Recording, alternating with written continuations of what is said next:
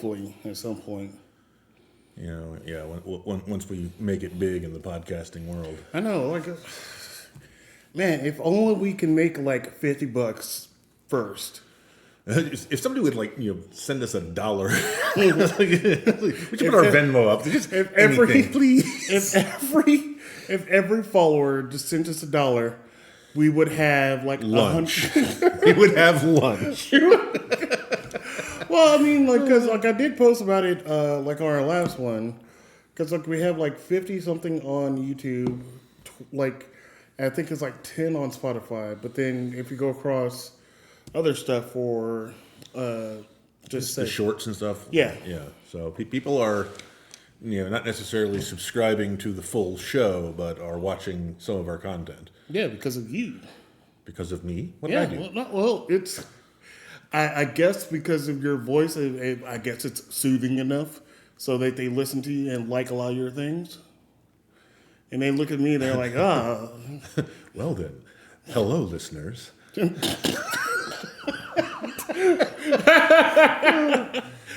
Someone's really going to do that. They're going to take that clip and they'll be like, yeah. ASMR time. Yeah, they're going to be flicking beans. Oh, yeah. Yeah, we're going to switch to ASMR over here on the Rubber Duck Syndicate. That's our new thing. Yeah. I'm going to have to grow my nails out to start doing things. Tapping on the microphone. Yeah. Apparently that's a real thing. I have listened to some, but I don't get. With your pants on? Yes. Okay. Because I just wanted to see if that the purported effect of ASMR is autonomous sensory meridian response. Yeah. And so supposedly it's if you hear right at the whisper level that the way that your brain interprets sounds at that volume, there's a sensation there. So it's an internal tingling kind of feeling. So yeah, I mean it is supposedly a thing that really happens to some people. I wanted to see if it happened for me, and it doesn't. Okay. Well, maybe you're not attuned to the ASMR world, to get that sensation. Yeah. But it is apparently real enough that it's a huge thing, and we know what ASMR is. Yeah. And pretty much for, I would say it's for the good reasons. It's mostly bad. It's not bad. Not bad. Okay, yeah. I'll rephrase we're not going to couch it in terms of good and bad. Yeah, we don't yuck anyone's yum, but definitely more pornographic. Yeah, it is a little bit more pornographic that we know about it. It's not because we listen to it for that. No, I don't. I was no. What porn do you listen to? Oh.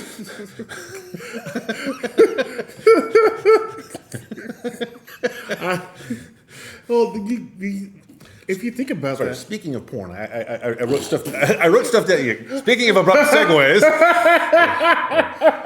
I've actually been maintaining my list of stuff to talk about. So I think one of them, or at least maybe more, knowing me probably a lot, was related to that. Where we go? Okay, yeah. Actually, I had two. All right. So one. So I have to recount a scene. I'll leave out the particular, gushy details, but the fun ones, gushy. Yeah, I will include here. So, yes, I was watching a pornographic scene. I know, Daniel. I know. It involved 3 young women. That okay? But. So I will leave to your imagination what was actually happening, but I will mention that triangle cigarettes. No, so this was, imagine a first person POV view. Okay. And so there was one young woman, center, and then the other 2 were leaned underneath to give attention to All right. But the young woman in the center was particularly well endowed, and so her breasts were literally flopping on the heads of the other 2, and they both noticed it, and they were trying not to crack up. And then they were doing their job very well, so they decided to throw in some improv and say, "I love it when your boobs hit me on the back of the head." And I was just, it completely snapped me out of the whole pornographic moment. I was just, like, I was having a moment with them. I was laughing along with them. And they were having such a good time. And they had to do this. It was part of their job. They have to do the dirty talk no matter how dumb it sounds. I just... I wish there were a way I could show you a clip of this because it really is funny, but no, it would not make it on YouTube. We cannot do that. Yeah. But the fact is just I always find that amusing when you can laugh at intimate moments like that. Yeah. Because a lot of people have... It's okay to laugh during sex, just don't point. Yes. I would say that.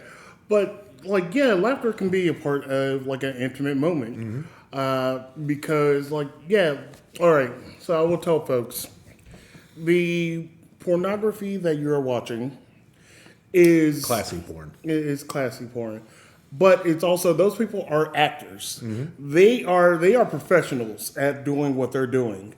So when they're doing stuff that you're watching, you're like, oh, I'm going to do that. You could try. Not without a spotter. Yeah, you can try. Yeah. You can definitely try, but, the world of pornography from real sex is vastly different. Yeah, these people are in better shape than you are. Oh, yeah, they're in much better shape because, you're watching that video and it could be a 15-minute video, but they were on set all day. So they've been filming for at least 2 or 3 hours. So that is some stamina for everyone. Yeah, I mean, it's not 3 hours of continuous motion. Yeah. But it is a lot more than an average human being can sustain. Yes. So if you're trying to compare yourself to, the video stars that are out there, don't do that. You're not going to measure up to them. If you do, then, congratulations to you. Yeah, and the one thing that you can learn from porn, that is a legitimate good thing, is good improv skills. I'm not even kidding. Mm-hmm. If you learn how to everyone talks about how the noises in porn are so ridiculous. Yeah. It's but the alternative is what you want your partner to just lay there silently. There are people that do that. Yeah, I know. There are starfish. They are very much starfish, and it's just a very weird thing. You're like, oh, this does not feel good. Yeah. So even if it's fake, even if you're not actually making those wild noises, let your partner know that they're doing something you enjoy. Vocalize. It's healthy and it's fun. And then if you get into the dirty talk improv, that's really fun, even if you both know you're full of shit. Yes. Yeah, you have to be more realistic about it, because there are, let's say, younger people, watching these and thinking that oh, that's how it should be performed, that's how long it should last. No, because I'll also say this: if someone approaches me via an app and they're like, "Oh, I'm going to have sex with you all night," well, the fuck you aren't. I'm not. All night? No. My time window is a 5-minute window to maybe an hour. That's it. If you're oh yeah, we're gonna have sex, no, we aren't. I don't know who the fuck you're talking to, but it's not me. Because we're not factoring in hydration breaks here. Fuck you. Yeah, but if you actually connect with someone, and you have the intimate moments. Yeah, maybe you have a break. You're like, hey, my leg is giving out. Time out. Cramp. Time out. Or, the funniest thing that happens is if you're doing the deed, someone farts. It's fucking hilarious. You have to acknowledge it. Well, at least you're relaxed and comfortable. Yeah, but someone farts, you have to laugh. Yeah, so you're supposed to be like mid-stroke or whatever you're doing. There will be an unintentional collision. Yeah. You know, so like you're going for a kiss and like bang your teeth together, or you'll make a move and suddenly the knee goes where it should not go, and so like it breaks the rhythm definitely. But also if you can't laugh about that and find that funny, then it's I don't know, it's not as intimate as you think. Yeah, so, I would say if you have those intimate moments with people, like, be open to it. Be like, don't think that you're a star. Yeah, sometimes you feel like you have star performance because, like, sometimes you do. If your partner is doing the porn improv right, you will absolutely believe that.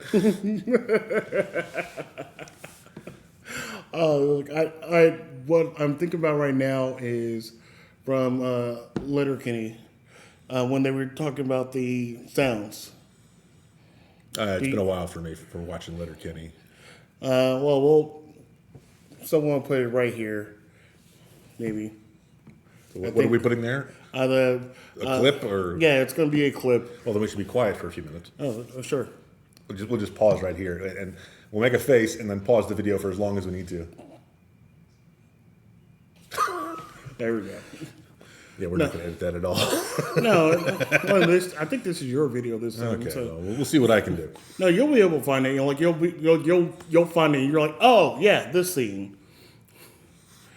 Well, it's related to like one of the other porno related thing on my list of stuff to talk about was the believability of the porno tropes. Okay. Because there are there's things that happen a lot in pornography, and obviously it's fantasy, it's produced, it's all fictional, but there are so many things that happen repeatedly and consistently throughout different forms of pornography, usually involving people indicating what they like. Mm-hmm. Like it was sometimes it's like I will not go into particular phrases, but it's like vocalizing how much you love being tossed around, or that you enjoy rough handling, mm-hmm. or that you really enjoy the act that you're doing, even if the act that you're doing does not involve a whole lot of pleasure nerves for you.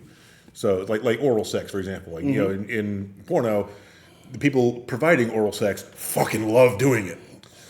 And I know that there are some people that genuinely enjoy that, but I want to know how realistic is that trope? I mean, I do know for a fact that there are also people that do not enjoy that at all. Yeah, and those people are wrong. Yeah. They are. And so one of the other tropes is involving this particular one, and this is where we might get slightly more graphic in the description here. When a person is undergoing or performing oral sex mm-hmm. On a male, and there's another person involved in the scene, they are usually compelled to offer porno improv lines just to fill the air, and they will say, "You look so good like that. Doesn't she look so pretty with a dick in her mouth?" They will say that, and the answer to that is, as far as I can tell, objectively, no, she does not. I will give it up for those actors, because every once in a while, you'll see, you're like, oh, they actually look decent doing this act at the moment. But if you ever subjected yourself to filming yourself and watching it later, you're like, oh. You're like, whose face is that? You're like, what? Why am I doing this? And you look at yourself and you look at your habits and you're like, wow, I do not belong on camera. Not doing that anyways. Yeah, and this is a related question that just occurred to me. Mm-hmm. Porn stars, yes. People that are professional, fantasy creators that, they look good and hot and they do these things on camera for a living. I can't imagine a lot of them watch a whole lot of porn. I imagine not. But do they watch their own movies? And how do they respond to that? Because that's either something they are either like, fuck yeah, I rocked this, I look great in that, or they are getting more crippling body issues. Yeah, because not everyone, a vast majority of people have body dysmorphia. Because you look at these, not just the actors in pornography, but regular actors, athletes, and other we, people out there. we only show beautiful people. We Yes. don't show ordinary people. Yeah, but when you show an ordinary person next to one of these people that are super ripped, super hot, whatever it is, you're like, oh, that person is disgusting. And then you see them out in the world. You're Yeah, like if you were to stand me up next to Chris Hemsworth would have total body dysmorphia. yes, because Chris is very insecure about his body. He's like I played Thor, but am I really swinging horse? Well, here's the question to the Hemsworths of the world, like the actual Hemsworths and the other professionally good-looking people. Like there has to be something that. Well, let me back up and rephrase that. Like, is there something do you feel good about the way you look, or are you worried about it? And that can be. Are you worried about it because it affects your job, what you look like, whether or not you get cast in something, or are you even as an icon of human beauty standards, do you feel insecure? Yeah, because I believe there are a lot of people out there that still feel insecure about themselves, because there are gym influencers or people out there who are really about fitness. And they're trying to achieve the, ideal six pack, or the perfect pecs, or the best The arms. V. Yes. So they're trying to achieve that, but their body won't really allow them to do that. It's also really due to, say, your chemistry of your body. Maybe you can get the super six pack or 8-pack. Maybe you can't. But I could get the super six pack, but my body chemistry wants donuts. yeah, donuts. Donuts are always the good answer. Because no one should turn out donuts. Oh, now that makes me think about something that we can move along to. Now, if you're at a place that has donuts for everyone, how do you feel about the people that cut donuts in halves or quarters and leaves that? Oh, that's context dependent. Like if you bring a dozen donuts to the office, and they're an assortment of donuts. Yes. Sometimes people just want to try some, and sometimes they're okay. So if they're neat with the cutting and they leave sections, and this is critical. There has to be at least two of them in the office. Okay. So it's like someone that you need more than one person that wants a fractional donut. Otherwise, you are just leaving parts of donuts everywhere. If you have two people that each want half a donut, that works out very neatly. And Yes. sometimes, they can coordinate. Sometimes it just works out.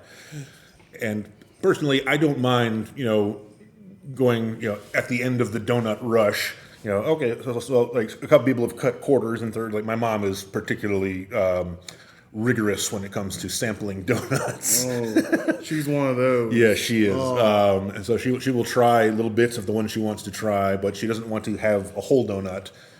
Because she's not that hungry, and she's trying to keep her little black dress going. But I am perfectly happy to sweep the remnants into my gullet. Yeah, I understand it, but that's one of those things that kind of irk me. Just for the fact I was like, okay, I understand that you want to try a sample of this donut, fine, because you don't want the whole donut. But it also kind of pisses you off because it might be a donut that you really want. You're like, all right, maybe just say it's in an office setting. There's 3 dozen donuts. And there's only 2 of the one that you really want. Someone cut half of it. So now you only got half of that donut because somebody else grabbed the whole one and now someone took a half of the one that you wanted. You're like, ugh. Well, this I feel is an unfortunate side effect of your not establishing donut dominance within the office.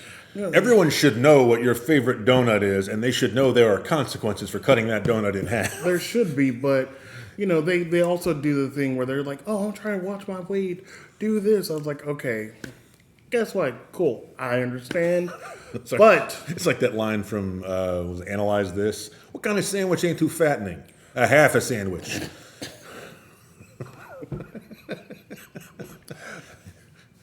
I just get to the point of I dislike that where people just want to sample the donut. You're like, okay, I understand you want to sample but fuck, like I want that whole donut. Yeah, well, but this is like the fundamental conflict. There are some people that know what flavors they want and want to maximize the enjoyment of that flavor. Yes. And there are other people that don't have those favorite flavors or don't know what flavors are available, haven't tried everything. So it's like when I go to like a brewery or someplace, like in when I was in Asheville a while ago, not this last time, but you may or may not know this, but Asheville I think has the most most breweries per capita of any city in the United States. Well, fact check that. Yeah, I think that's true. But there are a lot of breweries in Asheville, and so breweries were like what we did in the evening. We went to a different brewery and tried it out, and so they usually have either their own kitchens or they'll have a food truck there. So I mean, it was like sampling the culture, but also it was sampling lots of different kinds of beers. And because we weren't regulars at any of the Asheville breweries and didn't have these beers at home, we would get flights. Yeah. And so we would just sample as much as we could. And occasionally I would come across one in a flight. Like, oh, I'm having this. So, when we were done or when we were ordering again, I would just get that. But sometimes we just got, flights of little beers all night. Yeah, but that also makes sense because like you purchased that knowing that like this is going to be a flight of samples. And I can do whatever I want with this. But the donut thing is like, say it's a communal thing and someone just cuts half a donut and you're like, fuck. But also, what I actually thought about too is in the settings, most of the time, everyone's an adult. You already should kind of know what donuts you want at this point. Because, again, within context, because, within the Charlotte, North Carolina borders, everyone knows Krispy Kreme and everyone probably knows Dunkin' Donuts. yes. But we had, for a while, an influx of the artisanal, trendy, expensive, big donut shops. Yeah, because there was like $5 a donut. And Yeah, like, like those Duck Donuts, Pepper Box Donuts, Duck Donuts your is mom's actually donut. Yeah, I think the Duck Donuts that was near my mom's house closed down. So, but I know that's a chain. It started in Duck, North Carolina. So that's a chain that has probably still got shops around. Your Mom's Donuts is another Charlotte one that has. I think they're still around. I think Pepper Box closed. Yeah, I've never heard of that one. They had one in South End and one in Noda across the street from Heist Brewery. Okay. But they had very big, and they were very good donuts. But the common theme among these donut shops was that they were interesting new donuts. Donuts that it was like the food truck version of donut shops. So you had one that had like Fruity Pebbles on it. Yeah, and some of them, and this is like I used to complain about Duck Donuts in particular. I used to say it should be more accurately called Duck Donuts because they had one kind of donut with different toppings on it. Okay. Which if you ask some people, that is a completely separate kind of donut. The toppings identify the donut, so the donut is only there as a plate for the toppings. That is how that is the nature of the donut. Whereas I fall into the category that the donut itself, you are having a plain donut decorated different ways. If you put different things on them, you can adjust the flavor, but you're still just getting a plain donut that is with dressed up. Yeah, so I love the different kinds of donuts, like the cake donuts or the cruller, or the old fashioned or the sour cream. The sour cream ones are really good. Yeah, so if you make different kinds of base donuts, that is more appealing to me. But you can take a single base donut and you can decorate it and put different ingredients on it, and you can make 1,000 variations of it, which are technically not the same donut. True. So if you get a box full of donuts that have the same base donut with 12 different toppings, is it unacceptable to sample each of them? Because you're getting different toppings. It really depends on the toppings, I would say. Like if there's some that have chocolate and some that have like fruit on them, that's different enough. But if it's all just different colored icings and sprinkles, that you're getting flavored sugar. Yeah. Yeah, but this is what I'm going to just say, and to, I guess, wrap it up. Have commitment to your donut. Just commit to one donut and eat that donut. Don't be like, I'm going to sample this and this, and now someone's getting like 3/4 of a donut because like you're indecisive. Well, I will further the argument. because we mentioned the artisanal trendy donuts. Those donuts were, as a rule, bigger than the usual donuts we're used to. Your average Krispy Kreme donut, I don't know if they've actually reduced or changed the size. They probably changed the size. There's probably been a slight reduction in donut diameter. That donut technology. Yeah. We're going to need to come back, go through old video footage and compare and contrast. Yeah, it's gonna be one like someone's gonna show hold up a donut from 2005, and it's gonna be like this. Or if somebody in the Charlotte area knows somebody that works at Krispy Kreme, maybe you can get the skinny for us. Because Krispy Kreme, I think they're headquartered here now. I think they started in Winston-Salem or something like that. That Greensboro. is correct. They did start in North Carolina, but I forget exactly where. Yeah, so they started nearby. They are a regional treat. But enjoyed by everyone across the U.S. Yeah, but if you have there was a time when I could probably house a whole box of Krispy Kreme hot, the fresh glazed ones when they're hot. Oh yeah, they just melt when you eat it. And because they're soft and fluffy, and you could just be you just put it in your mouth, and you're like. Yeah, and doing that, it's the same problem as eating potato chips. You have to make yourself stop, otherwise you're just gonna eat the whole bag. You can't just eat one. Yeah, this might just be why I'm fat, but this is also a problem that I think other people do have. Yes. But the assorted donuts, because they're also not fluffy and melty usually, but they involve more of a commitment to eat. So I couldn't eat I couldn't even pretend to eat a whole box of the donuts with the toppings on them. Yeah, but I'm not telling you to eat a whole box. If you pick one donut, just eat that whole donut. But what if it's an extraordinarily large donut? Well, then fucking commit to it. Stop being a punk ass. Eat the whole donut. Okay, now I have the perfect crown for this argument. Mm-hmm. There is a restaurant in Charlotte called Stoke. It's uptown. Okay. They have on their dessert menu a 1 pound donut. Okay. So it is meant to be shared. Yes. And it is entirely too big for a human being to eat healthily on their own. Yeah. We're going to have to go get that donut now. Oh, damn it. Okay. We'll report back afterwards. We'll report back after my diabetes just skyrockets. Diabetes. All right. The amount of people that don't know about Wilford Brimley, it sucks. But I also take into consideration everyone can't know every actor or especially because he hasn't been around for a while and he definitely hasn't been acting in current stuff. Yeah, because he's dead. Yeah, but he hadn't always been dead. He was alive for a while. Was he really? Oh, maybe he was actually just doing Weekend Burns thing. He was just around. He's like. That really makes Cocoon read differently. Someone just thrusting his hips when he was doing was he didn't he actually have sex with somebody in that movie? I don't think it was a graphic scene, but the whole point of that movie was that there were some elderly people, which I think they were actually in their 50s. Most of them were in their 50s. I believe I looked at it. Somebody posted Wilford Brimley in Cocoon was only 52, 53. Yeah, which calling that elderly is that hurts me.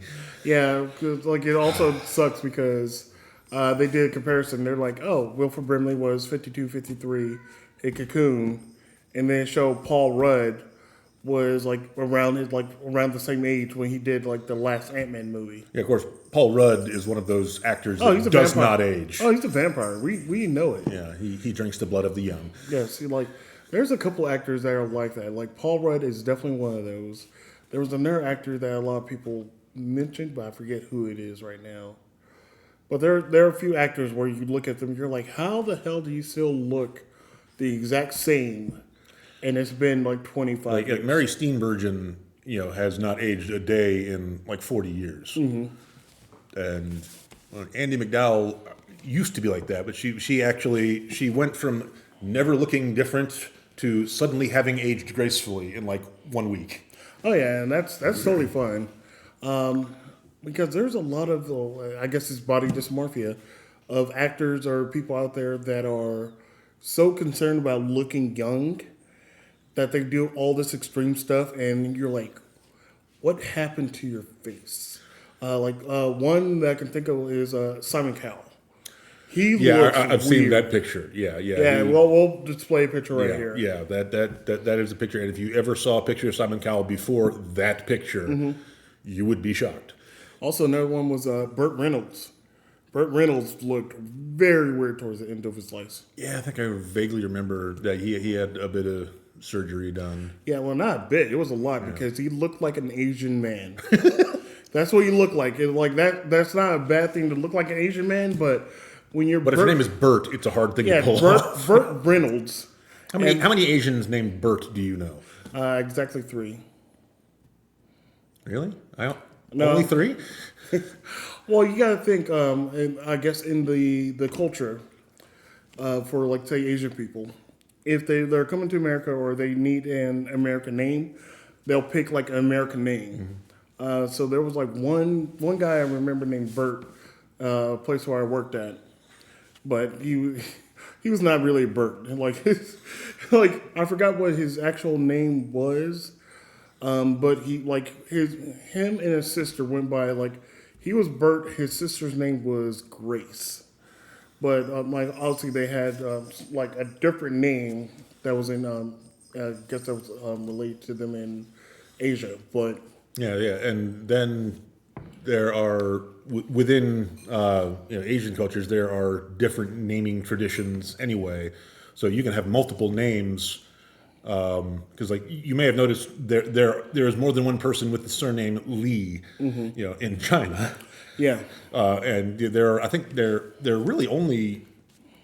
It is not a big number of family names in China, and like I saw a study. It was I guess a genealogical study. The way that marriage and changing of names and taking of family names works, like they're actually reducing. So at some point in the future, there will only be like 3 last names in China, 3 last or names, 3 family names in China because they're not last names in China. Yeah, because what I recall from through history when Asian people came to America and went through Ellis Island. So obviously they probably spoke like a little bit of English, but not a lot. So traditionally, Li in I guess like in China or like in Asian cultures is Li. So that's like Well, I mean, and traditionally it wouldn't be spelled with Western letters at all. But Which is the big problem with Americanized names. so for like say I guess like say Asian cultures it would be like Li. But when they came over, they were like, "Oh, last name is like, what's your last name? Lee." Oh yeah, so like that dude from the Civil War. You guys must be related. Yeah, so they changed it to Lee. Yeah. But that also happened with a lot of people that came from other countries, where they came and they're like, "Oh, what's the last name?" "Oh, it's this," and they say the last name, and they're like, "Oh, I don't know how to spell that." Smith. Your last name is Smith now. Yeah, well, that was like one of the main plot elements to The Godfather, wasn't it? Like Don Corleone was that was the main character. I think. And here I announce my ignorance. I've never actually seen the Godfather movies, any of them, which I know people are going to get angry at me about. But get angry at him in the comments. Yeah, the main character is his name. Within the later part of the story is Don Corleone, but he starts off as basically an orphan, or I think his parents might have put him on a boat on his own to America. So he showed up, without anyone there from the island of Corleone, and I think he had that pinned to his lapel or something like that. And so they just, they said, this kid, he's got Corleone. His name must be Corleone. Yeah. And so he didn't even have his own name, and that's one of the immigrant identity stories that's woven into the whole. I understand The Godfather is actually kind of a complicated story. Yeah, it is, and it's been a while since I've seen it in its entirety. But if you're on the internet, you've seen tons of clips of it. But in watching it in its entirety, I know it's one of the top movies that you're supposed to watch, but I haven't seen it in a while. Yeah, we're gonna watch that one right after The Inspector Wears Skirts. Is that what that movie's called? That's what the movie. Yeah, he sent me a clip of a Cynthia Rothrock karate kung fu fight scene, which was phenomenal. Yes, and we now have to watch that whole movie. Yeah. So I came across it via I think Facebook, and she was having a battle with a guy that was doing essentially monkey style. or like weird, stereotypically gay cat style. Yeah. It was really He's like, maybe like gerbil styles. Like it was like very small. Yeah. Yeah. But it was a good choreographed fight.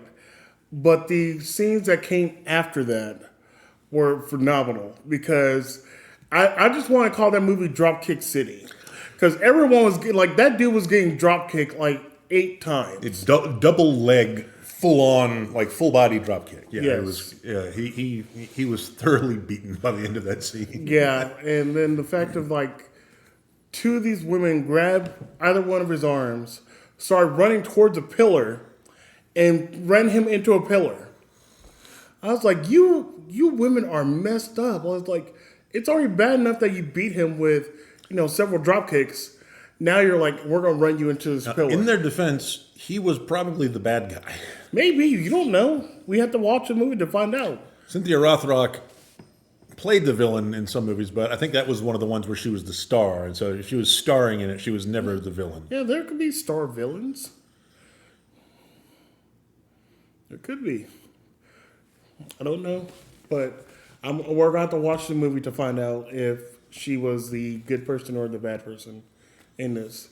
Because like how all these women were beating up this dude I was like, okay, you guys took this way too far. And they happened to be doing this in a room which featured every traditional kung fu weapon. Of course. So they were just taking turns showing, I have the 3-section staff. Oh, I have the sword. It was, they just happened to be there. Just conveniently there because, because Daniel has his bow staff right over there.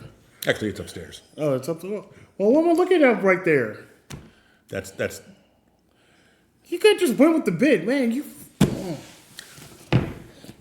I'm going to go get my bow staff. Man, you could just went with it. They didn't know if it was actually over there or not. Oh, look, there it is. Shut up. See, this is why you can't do porn acting, because like you wouldn't be able to get into it. Yes, that is exactly why I can't do porn acting. That is the reason. The porn improv, you can't do it. Yes. It's because my improv skills are insufficient. Not for any other reason.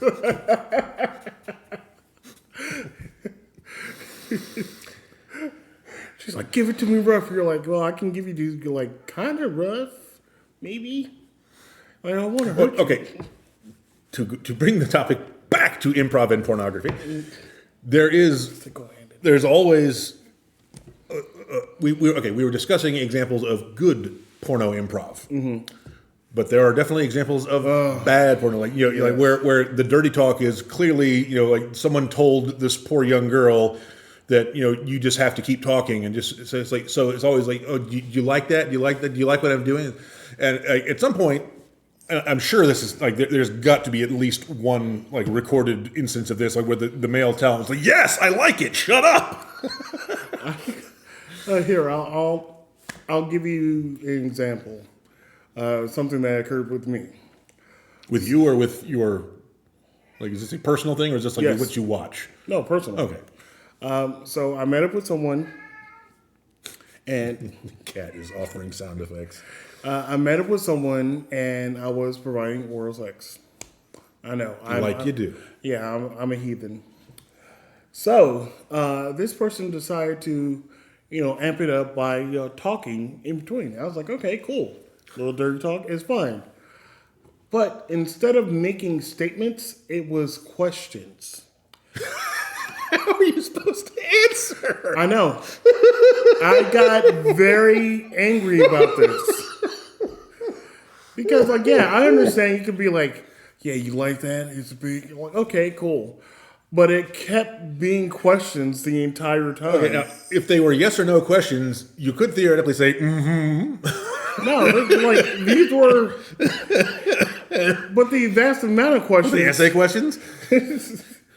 But the amount of questions was too much. So much so that I stopped. I was like, are you going to keep asking me questions? And he's like, no. I was like, okay. So then I just kind of, I tried to finish him off as best as I can to get out of there. Because once you start asking me tons of questions and I'm checked out, I don't want to be there anymore. It's like, It's like, I had a thing that I was doing. Yeah, I was doing it. Unless I was doing it terribly, which I don't. But the amount of questions that he was asking, I was like, that's too many questions. You're taking me out of this situation. Now I'm checked out. I don't want to be here anymore. It was a lot. Like, imagine being so bad at dirty talk that you ruin your own oral sex. Yeah. But also, like I said, there are people that are bad at it because, like, they may get one or two phrases and repeat that over and over and over and over again. I was like, variety, please. There's a variety of things that you can say. Please just dial it back. Just grunt. It'll be fine. Yeah, just grunt, make like moan, do something. There is so much stuff you can say or not say to get the point across. But if you keep asking someone, do you fucking like that? It's going to get old. It's like, are you that insecure? Like, I'm already here. I'm already naked. Yes, I'd like it. And if I didn't like it, I would just get up and leave. Like I did before.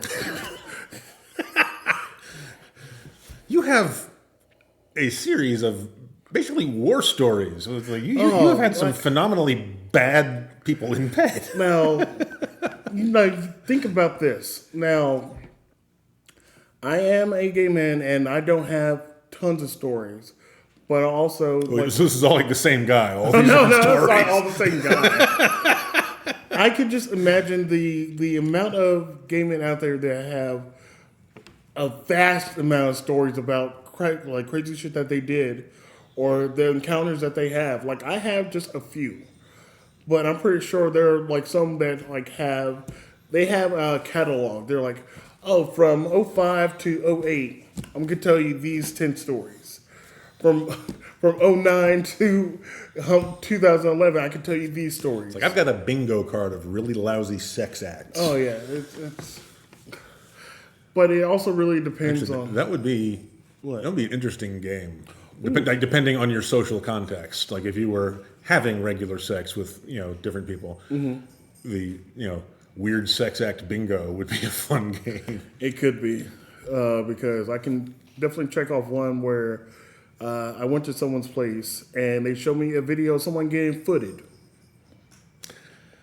You've told me that before, and I had blocked out that verb because I did not want it to be part of my brain. But now you have brought it back, and now I'm sad. And now everyone is out there is sad because they're going to look up what footed is, and it's exactly what you think.